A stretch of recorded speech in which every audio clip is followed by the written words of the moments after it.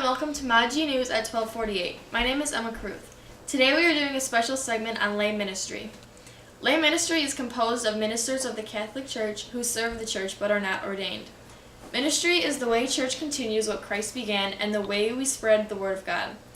All baptized Christians have a call to participate in this mission, especially those who are raised in a Catholic school environment. The lay people are the members of the church who are not ordained, such as gift bearers, choir members, and readers of the liturgy and petitions at Mass. Many Marist students are members of the lay ministry by volunteering to be Eucharistic ministers, and many students make up the choir. Lay ministers can completely devote their life and will work full-time for the church if that is not necessary. By volunteering in any way, you are considered part of the lay ministry. For example, since brothers and sisters do not receive the sacrament of holy orders, they are considered lay ministry. In Catholic schools, it is important for a group to be in charge of encouraging students to take part in the Mass and their faith as a whole. At Marist, that group is our campus ministry department. Tori Bridget got a chance to talk with Adam Woke, a campus ministry representative and religion teacher here at Marist. Now we'll go to Tori. Good. Hi, I'm Tori Bridget and I'm here with Maji News. How do you define lay ministry? I think it's really basically anybody who upholds the mission of the school, and whether they practice it, they teach it to other people, they live it in their daily lives, but aren't ordained necessarily under the banner of Marist or whatever movement that is. So, which I think is really all of us, like me and all the other teachers here, you guys as well. So it's those who really who care and are passionate about the mission. All right. What made you want to do this job? I think having the opportunity to affect students outside the classroom and give them some real life experiences, bringing like those things that you learn as you grow up, those values, the lessons you learn in the classroom, and show how they function in society, how they work in real life. All right. How would you suggest high school students continue their role in the church and in college? Be leaders. Absolutely be leaders. I think sometimes, whether it's college students or high school students, they think that they have to step back and let the adults run things, but I think that will kill the church if we do that. I think our young people need to step up and tell us how they identify their faith, what's important to their faith, how they pray. We need to hear that. We need your voices to sort of carry on what the mission of the church is going to be moving forward. Maybe not the mission of the church, but the model of the church moving forward. So be leaders. Don't sit back. Don't let adults tell you how to practice.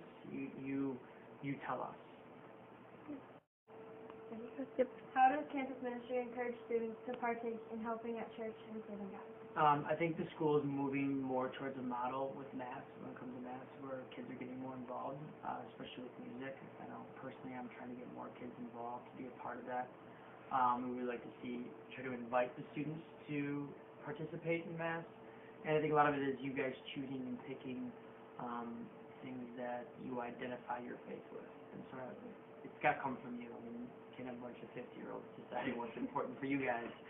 You guys need to tell us. And I think as far as service is concerned, we do our best to try to provide opportunities within Chicago, within the country, and even within the world for you guys to give back. But if there's anybody out there who ever wants to do any project, something that's really personal to them, all they have to do is come down to Ms. Paco, and I would be more than happy to help you organize it.